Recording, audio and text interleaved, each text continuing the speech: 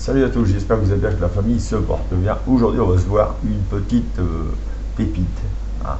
Donc, elle doit sortir fin 2024, début 2025. Je sais pas au moment si je fais la vidéo ou si elle est déjà sortie. À voir. C'est entre deux. Voilà, donc c'est la Cupra Terramar. Donc, un beau petit SUV. Perso, j'aime bien la marque Cupra, je la trouve plutôt pas mal. On va se voir un peu là, on est sur le site de Cupra évidemment pour démarrer, c'est plutôt intéressant de voir un peu ce qu'ils nous proposent. Donc on est à 272 chevaux et 121 km d'autonomie électrique. Bon, on va pas regarder les crédits, ça va pas nous aider des masses.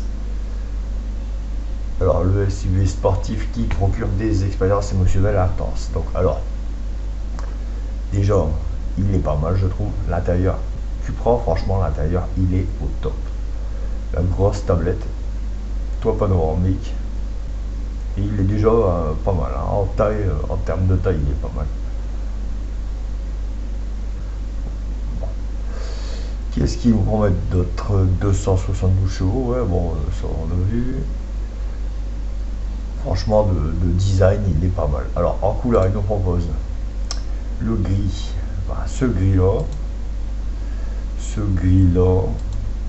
le black, full black comme ça, avec les petits liserés cuivrés là, sur les jantes, c'est plutôt pas mal. Le gris là, mais en proche du noir. Le blanc, en blanc, il est pas mal aussi. Et le bleu, il est beau. Il est beau le bleu. Ouais, non, mais des belles couleurs. Alors, il nous propose, si vous voulez aller jeter un œil là, en réalité augmentée, vous scannez le QR code, vous faites pause sur la vidéo, vous scannez le QR code et let's go, vous êtes dessus. Avec votre mobile, bien sûr.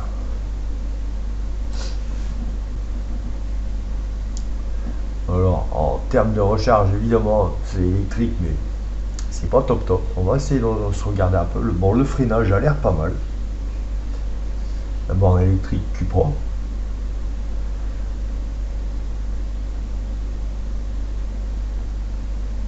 Alors, le capot long, mettre en avant le capot long. Les jantes disponibles en 18, 19 et 20 pouces. Alors faites attention quand même parce que quand on est sur du 18, 19 et 20 pouces, en termes de prix de pneumatique, ça va commencer à piquer. Hein, quand je dis piquer, ça veut dire que ça va être assez haut en termes de taille. Donc on est en CO2, on est à 140 grammes par kilomètre, donc on est en critère D, bof. Le moteur, c'est un 1,5 litre ETSI hybride. Et puis après, on va aller voir le reste ailleurs, parce que là, évidemment, ils veulent vendre leur modèle. Donc, nous voici sur la centrale. On va se voir, parce qu'il y a plusieurs modèles. Donc, il y a le 1,5 litre i hybride 242 VDGS 6, donc 242 chevaux.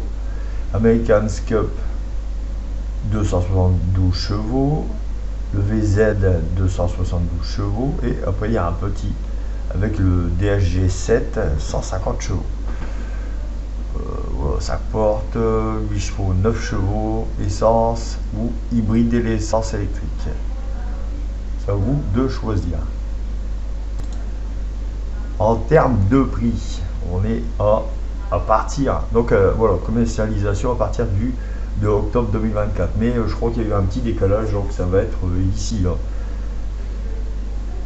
Donc à partir de 55 600 euros, donc évidemment c'est la version la moins chère à ce prix là.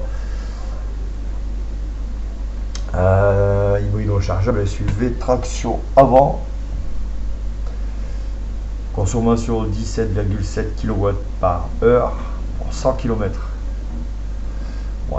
Bon, le CO2 on l'a vu juste avant. Vous voyez, 204 chevaux, c'est pas la version la plus performante. C'est pour ça que le prix à voir selon le modèle que vous allez prendre. Évidemment, si vous êtes intéressé, vous allez dans un concessionnaire qui vend du Cupra et voilà. Vous voyez, les prix ils sont pas encore. Voilà. Là, j'ai 47 500. À voir. Ok, là, je le fais sur un modèle 3D. Toujours pas mal de voir un peu comme ça. Bon, en termes de calandre, c'est plutôt pas mal. Face arrière, il y a un bon petit diffuseur hein, qui est plutôt intéressant. Bon, la pointe comme ça, c'est typique de Cupra. Hein, la pointe dans le haillon au niveau des fers, c'est pas affreux. Ça va. En termes de ligne, ouais, c'est un bon petit SUV. Hein. Voilà, le design il est comme ça. Hein. Là, on voit en modélisation, c'est beaucoup plus simple de voir, je trouve. Alors, vous voyez un petit peu les lignes. On voit plus les lignes en modélisation comme ça en 3D.